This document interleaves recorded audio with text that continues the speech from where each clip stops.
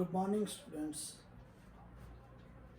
ફરી એકવાર પ્રકરણ 1ને આગળ ધપાવીએ અને હવે આપણે ધીમે ધીમે આ પ્રકરણના અંતભાગ તરફ જઈ રહ્યા છીએ. છેલ્લે આપણે ગુસા અને લસા એને સાંકળતું સૂત્ર જોયું.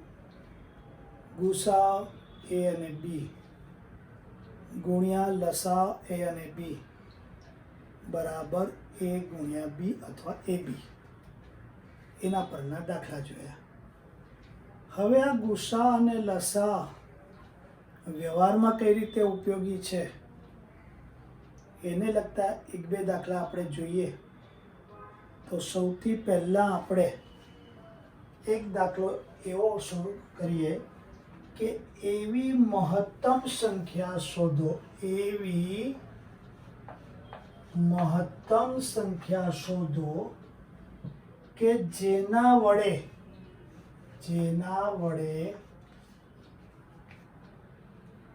220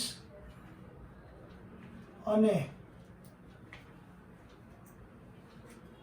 186 ને ભાગતા શેષ અનુક્રમે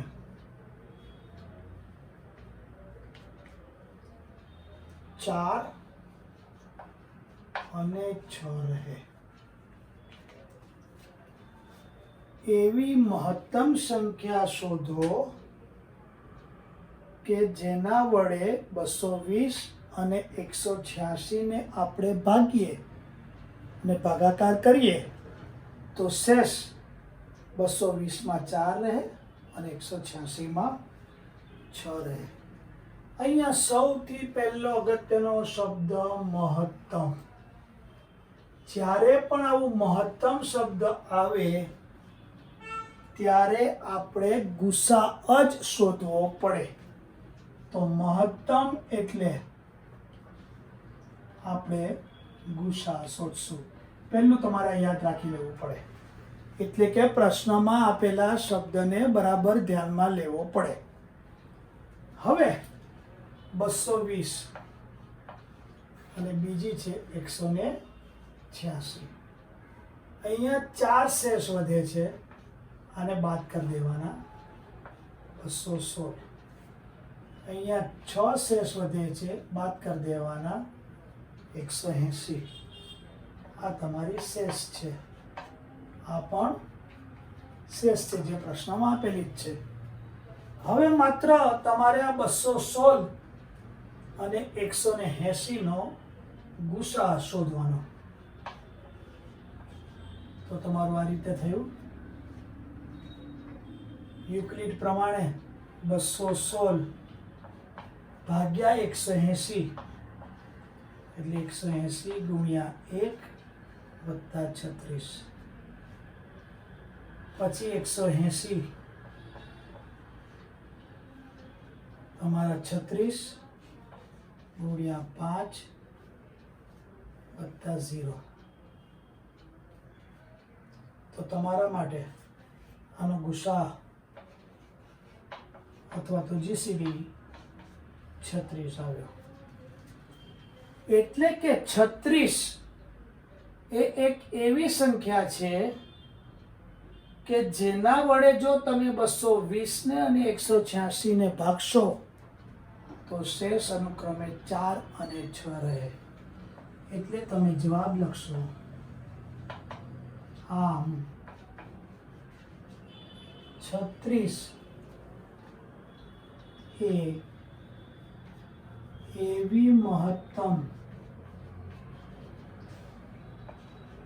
સંખ્યા છે કે જેના વડે 220 અને 186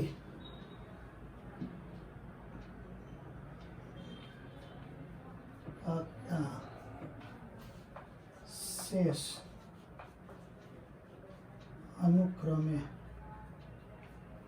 4 અને 6 રહે. આ આખો તમારો જવાબ છે. તમને પ્રશ્નમાં જે સ્વરૂપે પ્રશ્ન પૂછ્યો હોય એ જ સ્વરૂપમાં આપણે જવાબ છેલ્લે લખવો પડે. ઘણા બધા વિદ્યાર્થી 36 ગુસા દાખલો પૂરો કરીને આગળ જતા રહે. તો ભાઈ 36 શું? તો કે 36 એક એવી મહત્તમ સંખ્યા છે કે જેના વડે એટલે કે 220 ને 36 વડે ભાગો અને 186 ને પણ 36 વડે ભાગો તો તમને અનુક્રમે શેષ 4 અને 6 રહેશે. તો જ્યારે મહત્તમ આવે ત્યારે ફરી રિપીટ કરું છું, ગુસા જ શોધવાનો, બીજું કશું જ શોધવાનું નહીં.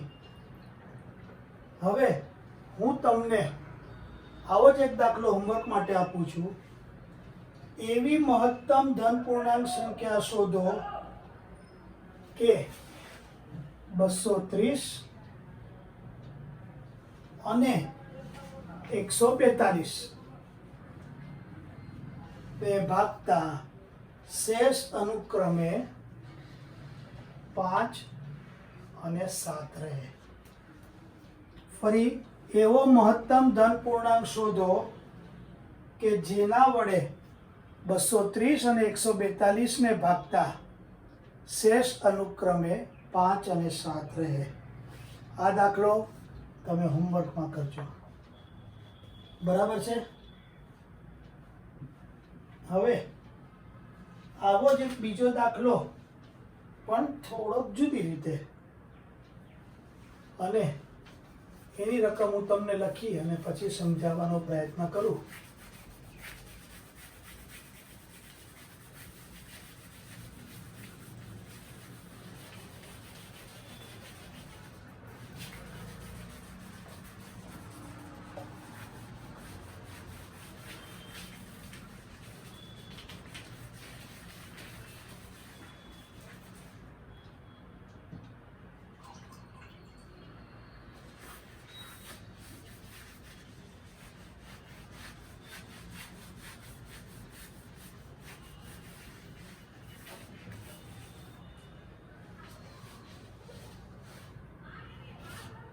અને એ દાખલો છે 5 થી મોટી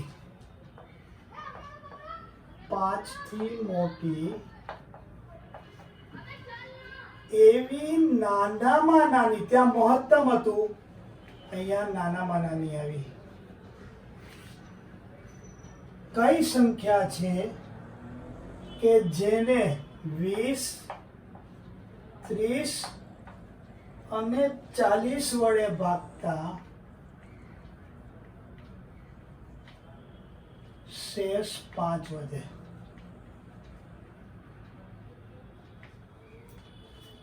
ફરી 5 થી મોટી એવી નાનામાં નાની કઈ સંખ્યા છે કે જેને 20, 30, 40 વડે ભાગતા શેષ 5 વધે. અહીંયા નાનામાં નાની છે તો લસા શોધશું. મોટામાં મોટી હતી તો આપણે મહત્તમ હતી તો ગુસા શોધતા હતા. પણ ગુસા જ્યારે શોધતા હતા ત્યારે પહેલા શેષ બાદ કરી દેતા હતા. બરાબર કે નહીં? અહીંયા પહેલા આપણે આનો લસા શોધી કાઢીશું. શું કરીશું?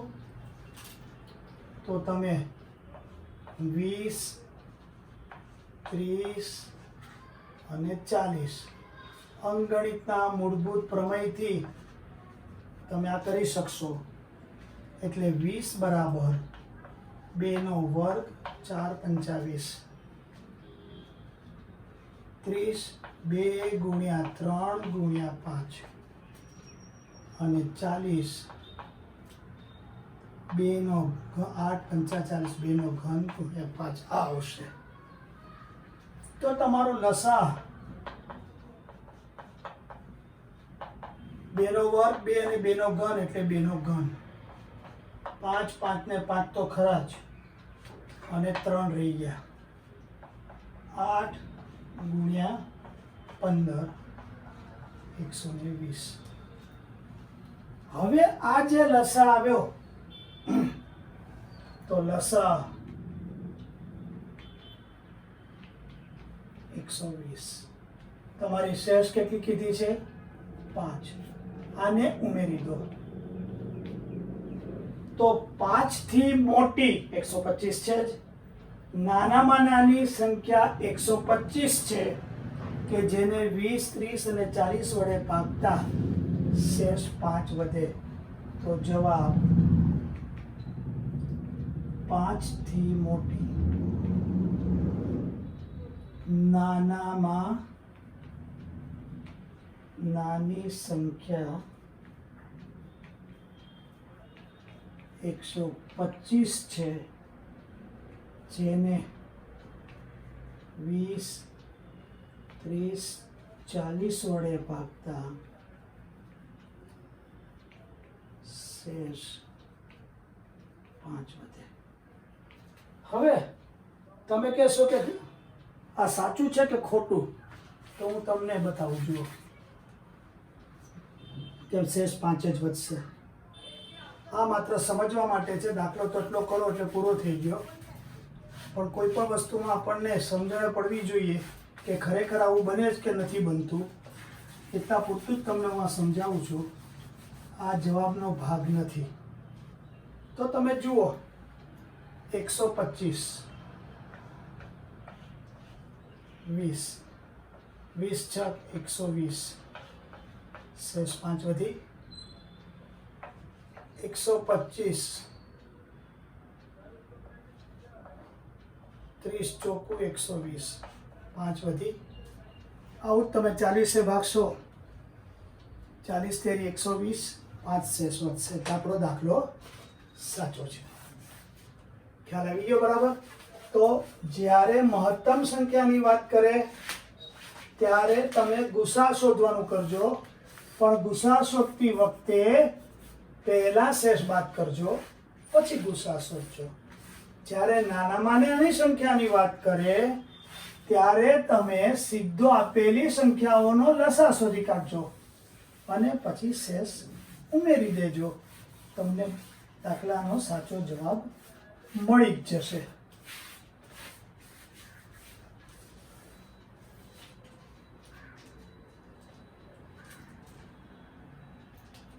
હવે આપણે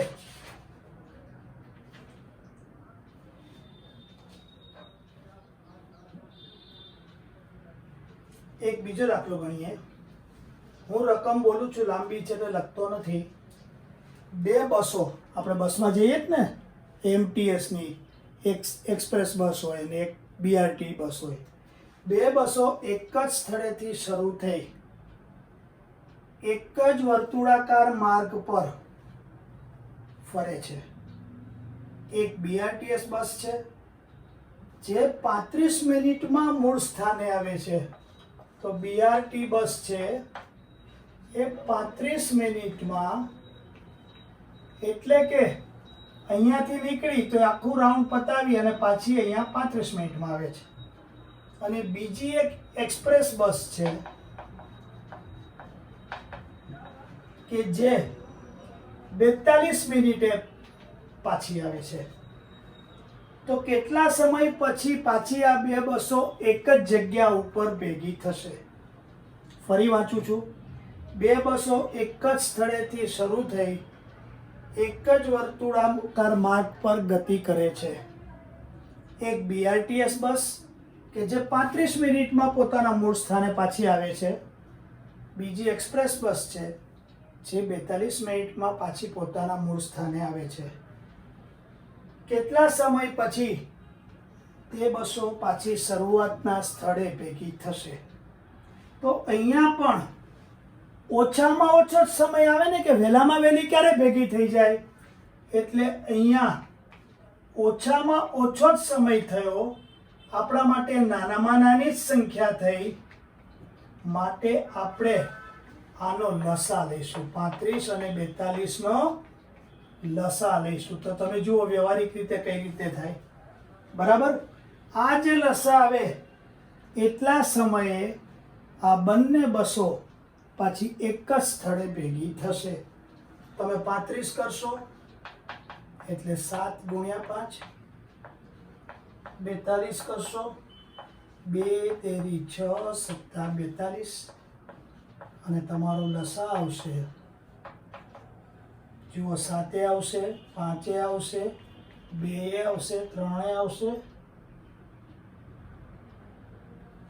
5 2 3 ને 7 210. તો આ બંને બસો 210 મિનિટ પછી ફરી પાછી એક જ જગ્યા પર મૂળ સ્થાને ભેગી થઈ જશે.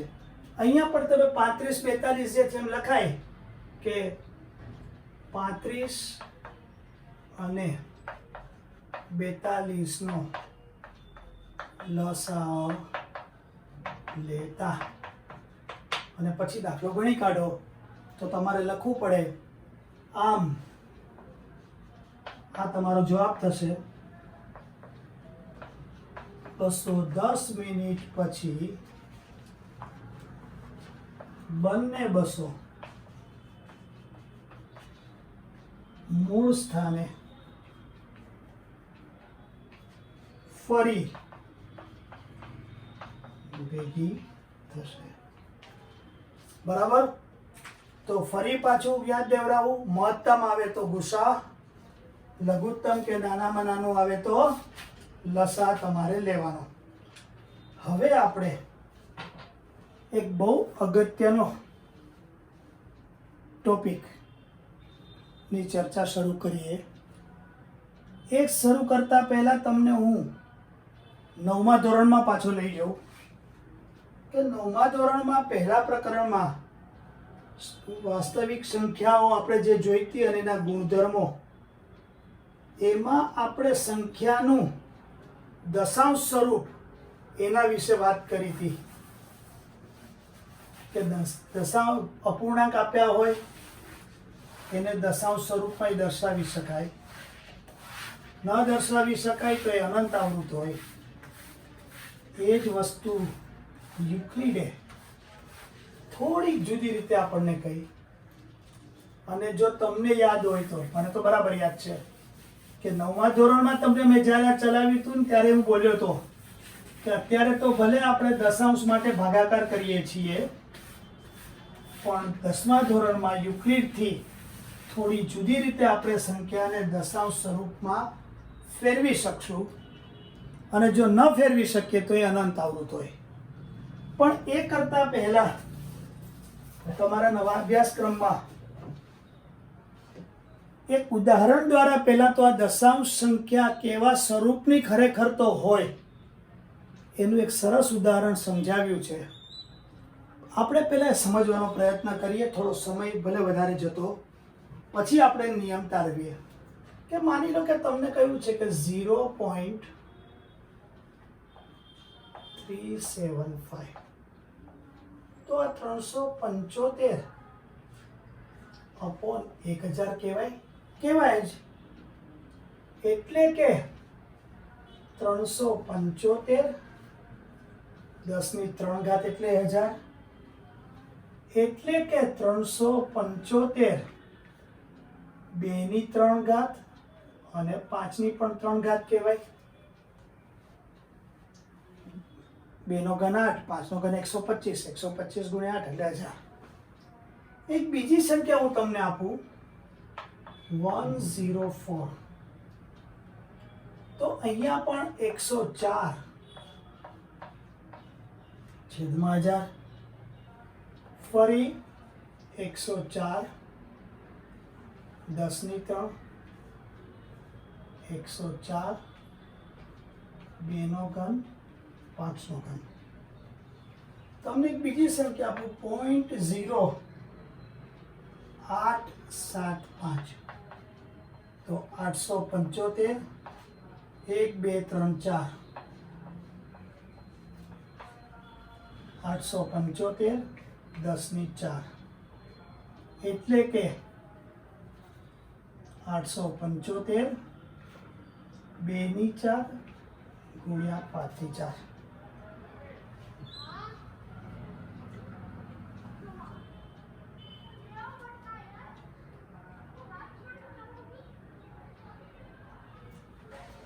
પછીની એક સંખ્યા છે 23.3408.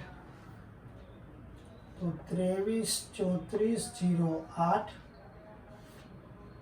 અને 1 2 3 4 એટલે કે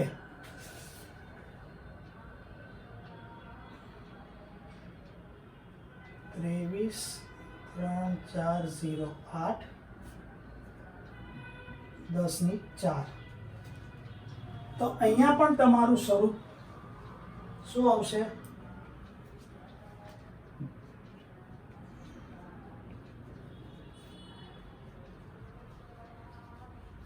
તો આનો અર્થ એવો થયો કે જો કોઈ પણ સંખ્યાને દશાંશ સ્વરૂપે લખી શકાતી હોય, ફરી રિપીટ કરું છું, કોઈ પણ સંખ્યાને જો દશાંશ સ્વરૂપે લખી શકાતી હોય તો એના p/q સ્વરૂપની જ્યારે વાત કરીએ ત્યારે q માં આધાર તરીકે 2 અથવા 5 હોઈ શકે. 2 અને 5 પણ હોય, બંને હોય, એકલા 2 હોય, એકલા 5 હોય, એટલે કે 2 અને 5 હોવા જરૂરી છે.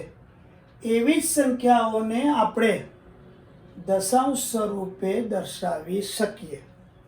ફરી જ્યારે કોઈ પણ સંખ્યાને દશાંશ સ્વરૂપે દર્શાવીએ અને એને p/q સ્વરૂપમાં ફેરફાર કરીએ તો જે q છેદની સંખ્યા છે એના આધારમાં 2 અને 5 હોય. તમે કહેશો સર 2 અને 5 ના આવ્યા તો 7 આવ્યા, 3 આવ્યા, તો એ સંખ્યા કોઈ સંજોગે દશાંશ સ્વરૂપમાં અભિવ્યક્ત થઈ શકે નહીં. તો આપણે આ નિયમના આધારે સંખ્યાનું સ્વરૂપ દશાંશ સ્વરૂપ શક્ય છે કે નહીં, હોય તો શું છે, નથી તો એ કયો દશાંશ છે, એના વિશે હવે આપણે સમજવાના છીએ. આ ઉદાહરણ દ્વારા તમારે મગજમાં એટલું જ રાખવાનું છે કે જો છેદમાં 2 અને 5 આધાર તરીકે હોય, 2 અથવા 5, તો તમે એને દશાંશમાં દર્શાવી શકો છો. આ જો તમને છેદમાં q સ્વરૂપમાં સમય સંખ્યાની દ્રષ્ટિએ q માં 2 અને 5 સિવાયનો આધાર આવે તો એને દશાંશ સ્વરૂપમાં દર્શાવી શક્ય બને નહીં. તો આપણે આના માટે કઈ રીતે દાખલો ગણી શકાય એના વિશે વિચાર આપણે કરીએ. તો આપણે લખશું સંખ્યાનું શાંત દશાંશ સ્વરૂપ. સંખ્યાનું શાંત દશાંશ સ્વરૂપ. બરાબર.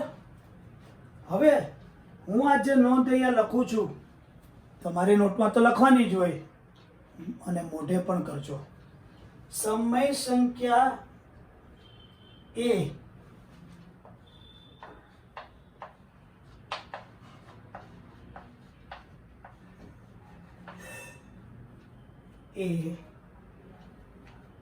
ત્યારે જ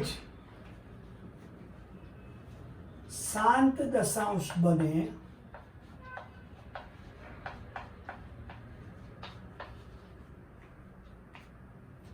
જ્યારે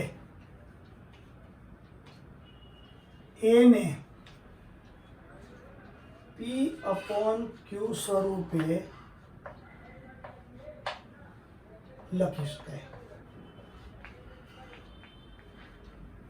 અને એના માટેની પહેલી શરત, એને p/q સ્વરૂપે લખી શકાય. બીજું, p અને q નો ગુસા હંમેશા એક જ આવવો જોઈએ, એક હોવો જોઈએ. આ પહેલું સ્ટેપ. અને ત્રીજું, q જે છે એની કિંમત 2 અને 5 ના ગુણાંકમાં જ હોવી જોઈએ. 2 ની m ઘાત 5ની n ઘાત, એટલે કે 2નો વર્ગ ચાલે, 2નો ઘન ચાલે, 2ની ચતુર્ઘાત ચાલે, 5નો ઘન ચાલે, 5ની ચતુર્ઘાત ચાલે. જો આ 3 શરતો લાગુ પડી જતી હોય તો આપણે આપેલી સંખ્યાને 7 દશાંશ સ્વરૂપમાં છે એમ કહી શકીએ અને દર્શાવી શકીએ. દાખલા ગણીએ ત્યારે P/Q સ્વરૂપ તો બતાવશું જ. ત્યાર પછી પહેલા આપણે આ બેનો લસા લઈશું, ગુસા લઈશું. એ ગુસા જો 1 આવે તો જ આપણે અહીંયા વિચારણા કરશું, પણ જો ગુસા 1 કરતાં જુદો આવે તો આપણે લખીશું કે આને કોઈ પણ સંજોગે દશાંશ સ્વરૂપે દર્શાવી શકાય નહીં. તો હવે આપણે આવા દાખલાઓ ગણવાનો પ્રયત્ન કરીએ. 2-3 દાખલા બરાબર જોજો, સહેલા છે, ઘણીવાર પરીક્ષામાં પૂછાય છે. ચોપડીમાં પણ સરસ આપ્યા છે દાખલાઓ, એ પણ કરવાનો પ્રયત્ન કરજો. અને આપણે પણ બને એટલા દાખલા ગણીશું કે જેથી તમને મુશ્કેલી પડે, પણ ફરી તમને આ 3 શરતો બરાબર મગજમાં હોવી જોઈએ. જો એ નહીં આવડે તો તમે ફેરવી શકશો નહીં. તમને પૂછે પ્રશ્ન એ રીતે આવશે કે નીચેની સમય સંખ્યાઓને શાંત દશાંશ સ્વરૂપ છે કે નહીં, અથવા તો નીચેની સંખ્યાઓ શાંત દશાંશ સ્વરૂપમાં છે કે નહીં તે નક્કી કરો. એટલે કે આ 3 શરત લગાવી જોવાની. જો હોય તો એને દશાંશ સ્વરૂપે દર્શાવો. એટલે અહીંયા આપણને ખરેખર 2 પ્રશ્નો પૂછ્યા છે કે એક તો શાંત દશાંશ સ્વરૂપ છે કે નહીં, કે જેના માટે 3 શરતો લગાવી જોઈશું. એ જવાબ જો આપણો હા આવે તો પછી આપણે એને શાંત દશાંશ સ્વરૂપમાં દર્શાવવાનો પ્રયત્ન કરશું. બરાબર? તો પહેલો દાખલો હું આપું છું તમને. 337/125. હવે તમે જુઓ P/Q સ્વરૂપ તો છે જ, એટલે પહેલી શરત તો લાગી ગઈ. હવે 337 અવિભાજ્ય સંખ્યા છે અને 125 એટલે 5નો ઘન. તમે જુઓ કે આનો ગુસા 1 જ થાય. 337 એટલે 1 × 337, 125 એટલે 1 × 5નો ઘન. કોઈ સંખ્યા સામાન્ય નથી, માટે ગુસા. તો આ બીજી શરત લાગુ પડી ગઈ. ચાલો હવે જો દશાંશ સ્વરૂપ કરવું હોય તો 2 અને 5નો આધાર હોવો જ જોઈએ. તો હું કરીશ કે 337 અને 5નો ઘન તો છે જ. હું આનો અર્થ એવો કે 2ની 0 ઘાત છે. a⁻0 એટલે 1 થાય. શું થાય? આપણે શીખી ગયા છીએ ઘાતાંકમાં. એટલે હું 2⁻0 લખું, 2 છે નહીં, પણ 10 Q સ્વરૂપમાં આ બંને સંખ્યાઓ હોવી જોઈએ. હવે મારે આ બંને ઘાત સરખી કરવાની. શું કરવાનું? તો હું 337 અને 5નો ઘન બરાબર છે. હવે 2નો પણ હું ઘન કરું તો અંશમાં પણ 2નો ઘન કરું, અહીંયા પણ હું 2નો ઘન કરી દઉં. એટલે કે જ્યારે સમય સંખ્યામાં અંશ અને છેદમાં સમાન ક્રિયા કરીએ, ગુણીએ તો બંને જગ્યાએ ગુણીએ, ભાગીએ તો બંને જગ્યાએ ભાગાકાર કરીએ, તો મૂલ્ય બદલાય નહીં. તો 337 × 8 થશે. એનો જવાબ તમને 2696 આવશે. કેટલો આવશે? 5નો ઘન 125, 2નો ઘન 8, એટલે એનો ગુણાકાર 1000 આવશે. જુઓ, અને 10, 100, 1000, 10,000 આવે તો આવી સંખ્યાને આપણે બહુ જ સહેલાઈથી દશાંશ સ્વરૂપે દર્શાવી શકીએ. ફરી આપેલી સંખ્યા પહેલા ગુસા જોવાનું, P/Q સ્વરૂપ જોવાનું, એ તો આપેલું જ છે. એનો ગુસા 1 થાય છે એવું આપણે જોઈ લીધું. હવે અહીંયા માત્ર આધારમાં 5 જ છે, પણ જેટલી આધારમાં 5ની ઘાત છે એટલી જ ઘાત 2ની જો કરીએ તો જ તમને 10, 100, 1000, 10,000 મળે. એ પ્રમાણે ગુણ્યું તો 337 ગુણ્યા 2 નો ઘન એટલે 2 નો ઘન 8, 337 ગુણ્યા 8 એટલે 26 96, 5 નો ઘન 125, 2 નો ઘન 8 એટલે 1000. તો આ તમારું 2.696 થયું. હવે એક બીજો દાખલો ગણીએ.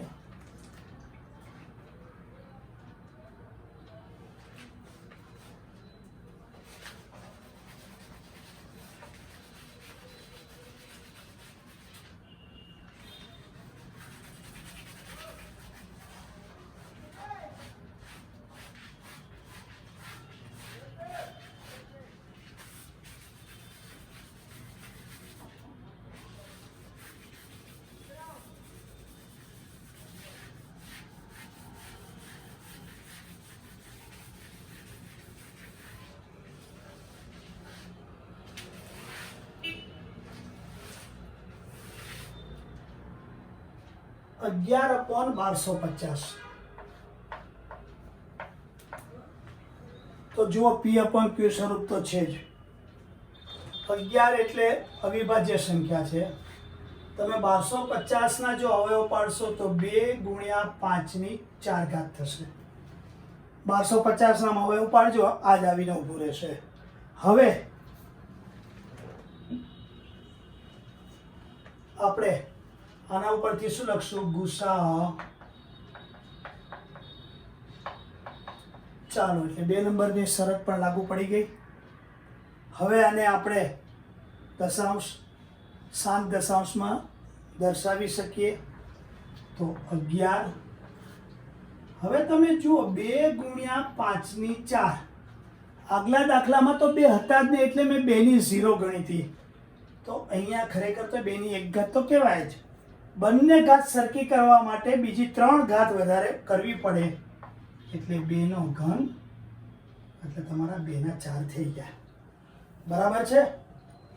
તો 11 ગુણ્યા 8 88, 2ની 4 એટલે કેટલા થાય? 2 દુ 4 દુ 8 દુ 16 અને 5ની ચતુર્ઘાત 625. આ તમારું 88 અપોન 10,000 આવશે. જવાબ આવશે 0.0088. તમે ગુણાકારો કરજો, આ જ વસ્તુ આવીને ઊભી રહેશે. બરાબર છે? તો આ પણ તમારું શાંત દશાંશ સ્વરૂપ થયું. હવે આપણે એક લઈએ 12 અપોન 35. બરાબર કે નહીં? તો તમે જુઓ પી અપોન ક્યુ સ્વરૂપ છે. 12 એટલે 2 નો વર્ગ 4 અને 3, 5 ગુણ્યા 7. હવે તમે જુઓ કે અહીંયા તો ગુસા કાઢવાનો સવાલ જ નથી આવતો પહેલા તો, કારણ કે ક્યુમાં છેદમાં 2 અને 5 જ હોવા જોઈએ, એને બદલે 7 આવી ગયા. આનો ગુસા ભલે 1 થતો, ગુસા કેટલો છે? 1, પરંતુ ક્યુમાં આધાર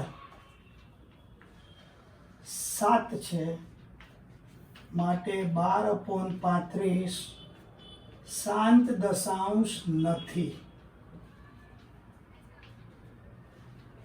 ખ્યાલ આવ્યો તમને? તમારે છેદની સંખ્યા આધાર તરીકે કાં તો એકલા 2, એકલા 5, 2 અને 5 એના સિવાયની કોઈ સંખ્યા કોઈ પણ રીતે ચાલે નહીં. એ હોય તો તમારે લખી દેવાનું કે આ શાંત દશાંશ નથી. બરાબર કે નહીં? હવે હું તમને આવા જ હોમવર્કના દાખલા આપું છું. ગણવાનો તમે પ્રયત્ન કરજો, તમને આવડી જ જશે. બરાબર? તો હોમવર્ક 12/625 17/3125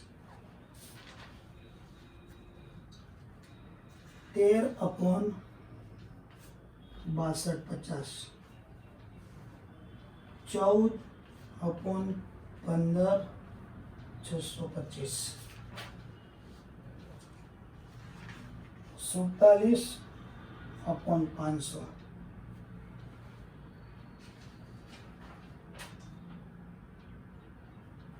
9/1600 21/26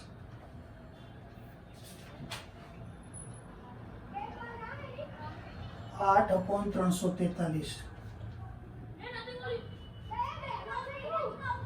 5/128 તો આટલા દાખલા ગણજો. ત્યાર પછી એક દાખલાની રીત આપણે બાકી રહી જાય છે, તે ગણવાનો પ્રયત્ન કરી અને થોડા MCQ કરીશું. થોડું સાદું યોગ્ય હશે તો આપીશું અને આપણે આ પ્રકરણ પૂરું કરીશું. આજે આપણે અહીંયા અટકીએ છીએ. Thank you very much.